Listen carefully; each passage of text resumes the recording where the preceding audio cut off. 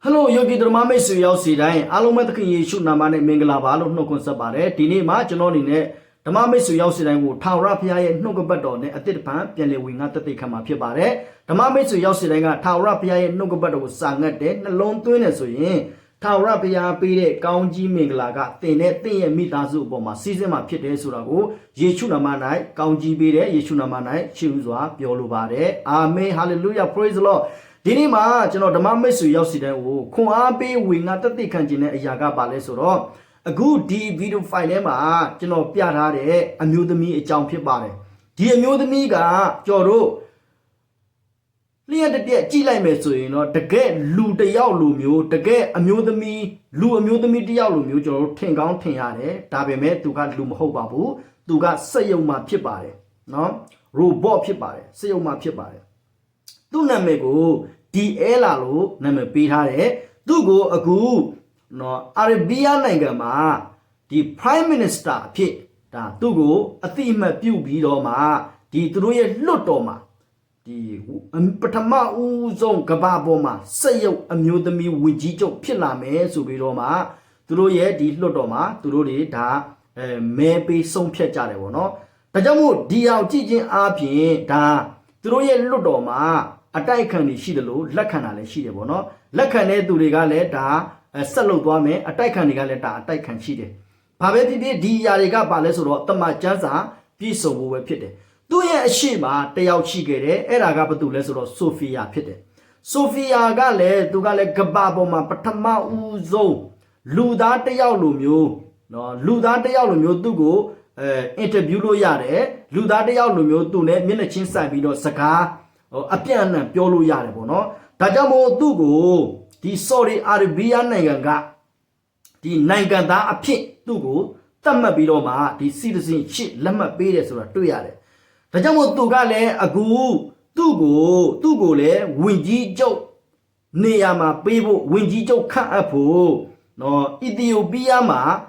စိုင်းမြင်းနေတယ်ပြင်ဆင်နေတယ်ဆိုတာလည်းတွေ့ရတယ်ပေါ့နော်ဒါကြောင့်မို့ဒီအရာတွေကြည့်ချင်းအားဖြင့်တမန်ကျမ်းစာပြည့်စုံချက်တွေကျွန်တော်တို့မျက်ဝါးထစ်တင်မြင်လာရတယ်ဆိုတာကိုကျွန်တော်ပြောခြင်းနဲ့တမန်ကျမ်းစာလေးတစ်ချက်နဲ့ကျွန်တော်ခွန်အားပေးခြင်းပါတယ်အဲ့ဒါကဘာလဲဆိုတော့ဗျာဒိတ်အခန်းကြီး73အပိုက်ငယ်15မှာဖြစ်တဲ့တာရဲ့ဤရုပ်တုသည်စကားပြောနိုင်မိအကြောင်းနဲ့မိမိကိုမကိုးကွယ်သောသူရှိသမျှတို့ကိုတတ်ခြင်းကပြုနိုင်မိအကြောင်းရုပ်တု၌အသက်ကိုသွင်းပေးရသောအခွင့်ကိုလည်းရ၏တဲ့အာမင်ဟာလေလုယာတမန်ကျမ်းစာပြည့်စုံတဲ့အတွက်အာမင်ဟာလေလုယာလို့မြင်များလေးထူပေးပါမြင်များလေးနော်ဒါကိုဝန်ခံပေးပါလို့ကျွန်တော်ပြောခြင်းနဲ့ဘာဖြစ်လို့လဲဆိုတော့တမန်ကျမ်းစာပြည့်စုံခြင်းအပြင်ကျွန်တော်ရဲ့ချီဆောင်ခြင်းကလည်းနီးလာပြီဆိုတော့ဒါကျွန်တော်ရဲ့ဝမ်းမြောက်ခြင်းတည်င်းစကားဖြစ်ပါတယ်အာမင်ဟာလေလုယာโอเคဒီမှာဘာတွေ့ရလဲဆိုတော့တာရဲကတဲ့တာရဲရဲ့ရုပ်တုကစကားပြောနိုင်ဖို့တဲ့အဲ့ဒီတာရဲရဲ့ရုပ်တုတွေကိုအသက်သွင်းပေးမယ်တဲ့ပြီးရင်သူ့ကိုတဲ့မကိုးကွယ်ဘူးဆိုတာကသူ့စကားကိုနားမထောင်ဘူးသူပြောတဲ့အတိုင်းမလုပ်ဘူးဆိုရင်သူကတတ်ရတဲ့အခွင့်ရတယ်ဘာဖြစ်လို့တတ်ရတဲ့အခွင့်ရလဲဆိုတော့သူ့ကိုအခုလူသားတွေကဝင်ကြီးချုပ်နေရာမှာခန့်အပ်တယ်ဆိုတော့ဒါသူ့ဘက်ကအမိတ်အာဏာအပြည့်အဝရတာဖြစ်တဲ့အတွက်သူကလူသားတွေကိုလှုပ်ချင်တိုင်းလှုပ်လို့ရသွားပြီဆိုတဲ့ဒါအခွင့်အလမ်းပဲဖြစ်ပါတယ်ဒါကြောင့်မို့ဒီအရာတွေကကျွန်တော်ကြည့်ချင်းအားဖြင့်နော်ဘာတွေ့ရလဲဆိုတော့ဒီနောက်ဆုံးသောကာလပြီးတာနဲ့ဒါဘေးရကြီးကာလဝင်တော့မှာဖြစ်တယ်ဘေးရကြီးကာလဝင်တဲ့အခါမှာသူကလူသားအားလုံးကို6-3လုံးဆိုတဲ့တစိမ့်လက်မှတ်နဲ့တစိမ့်ခတ်ပြီးတဲ့အခါမှာသူကလူသားအားလုံးနော်အကြီးအငယ်လူကြီးလူလက်လူငယ်မရွေးပြီးရင်စင်သားတထေးပြီးရင်လူအားလုံးပေါ့နော်သူကဒီ6-3လုံး666ဆိုတဲ့တစိမ့်လက်မှတ်နဲ့ဒီနှစ်ဖူး၌ဖြစ်စေလက်၌ဖြစ်စေခတ်ပြီးတာနဲ့သူကအုပ်ဆိုးသွားမယ်ဆိုတာကိုကျွန်တော်တို့သိရတယ်။ဒါကြောင့်မို့အဲ့ဒီဗျာဒိတ်ကျမ်းအခန်းကြီး73အပိုက်ငယ်15ကနေ18ထိဖတ်လို့ချင်းအဲ့ဒီမှာကျွန်တော်တို့တွေ့ရမယ်။အခုအတိကဒီစက်ရုပ်အမျိုးသမီးရဲ့နော်အကြောင်းကိုတမန်ကျမ်းစာကဖော်ပြထားတဲ့အတိအလင်းအချက်ကဘာမှလဲဆိုတော့အပိုက်ငယ်15မှာဖြစ်တယ်။သူကအဲ့ဒီရုပ်တုထဲမှာတဲ့စကားပြောနိုင်ဖို့အသက်ကိုသွင်းပေးမယ်တဲ့။ဒါကြောင့်မို့အခုလူတွေကရုပ်တုကြီးကိုစကားပြောနိုင်ဖို့အမျိုးမျိုးတီထွင်လာတယ်။ဒါကြောင့်မို့အခုကရုပ်တုကြီးကလည်းစကားပြောလာပြီ စကားပြောတာတော့မကဘူးသူ့ရဲ့လုတ်ပိုင်ခွင့်သူ့ရဲ့အမိတ်အာဏာကိုလည်းလူတွေကအနှင်းနေပြီဆိုတာတွေ့ရတယ်ဒါကြောင့်မို့ဒီမှာနောက်ဆုံးအကြောင်းလေးမှာဗာပြောထားလဲဆိုတော့နော်ဗာပြောထားလဲဆိုတော့ရုပ်တု၌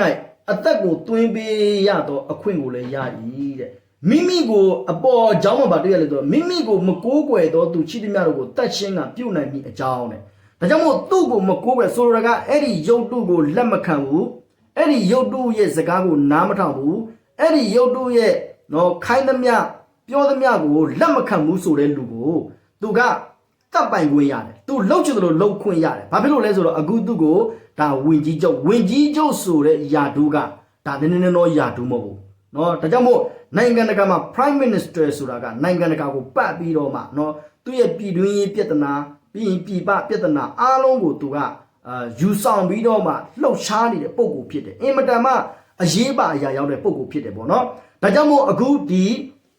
အမျိုးသမီးဝင်ကြီးချုပ်နော်ဒီစက်ရုပ်အမျိုးသမီးဝင်ကြီးချုပ်ကအခုကျော်တို့လက်ချိကျော်တို့တွေ့ရတယ်ဘာမှလဲဆိုတော့အာလဘီညာနော်သူကနည်းနည်းလေးနိုင်ငံနိုင်ပြန်နည်းနည်းတော့မှကျွန်တော်တို့မှရှာခောက်တယ်ပေါ့နော်အာလဘီနီးယားနိုင်ငံမှာပေါ့နော်ဒါကြောင့်အဲ့နိုင်ငံမှာသူ့ကိုဒါအစားထိုးပြီးတော့မှဒီလူရဲ့ကိုစားပေါ့နော်လူတွေကဒီဝင်ကြီးချုပ်ဖြစ်မဲ့အစားသူ့ကိုဒါလူကိုစားသူ့ကိုဒါစက်ရုပ်ကိုဝင်ကြီးချုပ်ခန့်အပ်တယ်ဆိုတော့ကျွန်တော်တွေ့ရတယ်ဒါကြောင့်မို့ဒီအရာတွေကြည့်ချင်းအပြင်ကျွန်တော်တို့ကအသက်တာတီးတီးပြင်ဆင်ဖို့ဖြစ်တယ်လို့အသက်တာတီးတီးကဖရာသခင်နဲ့ပို့ပြီးတော့နော်ထိတွေ့ဆက်ဆံဖို့လိုအပ်တယ်လို့ဖရာသခင်နဲ့အတူသွားလာဖို့လိုအပ်ပြီးဆိုတာကိုကျွန်တော်အနေနဲ့ပြောချင်ပါတယ်ဘာဖြစ်လို့လဲဆိုတော့ကဘာဦးကျမ်းအခန်းကြီး6ခွန်8မှာကြည့်ရင်နော်အေးကဖရာသခင်နဲ့သွားတဲ့အခါမှာသွားလာတဲ့အခါမှာဖရာစကားကိုနာခံတဲ့အခါမှာဖရာနဲ့မိတ္တရာဖြစ်တဲ့အခါမှာဖရာသခင်ရဲ့ဒီရေလွှမ်းမိုးခြင်းစီရင်တဲ့အခါမှာသူကအေးစစ်ပဲလွတ်မြောက်သွားတယ်ဆိုတာကိုကျွန်တော်တွေ့ရတယ်ပေါ့နော်ကျွန်တော်ယုံကြည်သူတွေအနေနဲ့တမန်ကျမ်းစာအဖြစ်တွေ့ရတယ်ဒါကြောင့်မို့အခုလက်ရှိကာလမှာလည်းဒီဘေးဒဏ်ကြီးကာလထဲမှာကျွန်တော်တို့မကြံနေခဲ့ဖို့ဘေးဒဏ်ကြီးကာလထဲမှာကျွန်တော်တို့တွေနော်ဖရာသခင်ရဲ့ပယ်ထားခြင်းကိုမခံရဖို့ဒီနေ့မှာကျွန်တော်တို့ယုံကြည်သူတည်တည်ကဖျားနဲ့အတူတွာလာဖို့လိုအပ်ပြီးဆိုတာကိုကျွန်တော်အနေနဲ့ခွန်အားပေးခြင်းနဲ့ဒီဗီဒီယိုဖိုင်ကိုဒီမှာပဲအဆုံးသတ်ပါတယ်ကြည့်ချုပ်သူနားထောင်သူဓမ္မမိတ်ဆွေရောက်စီတိုင်းဖျားသခင်အထူးကောင်းကြီးပေးပါစေအာမင်အာမင်အာမင်အာမင်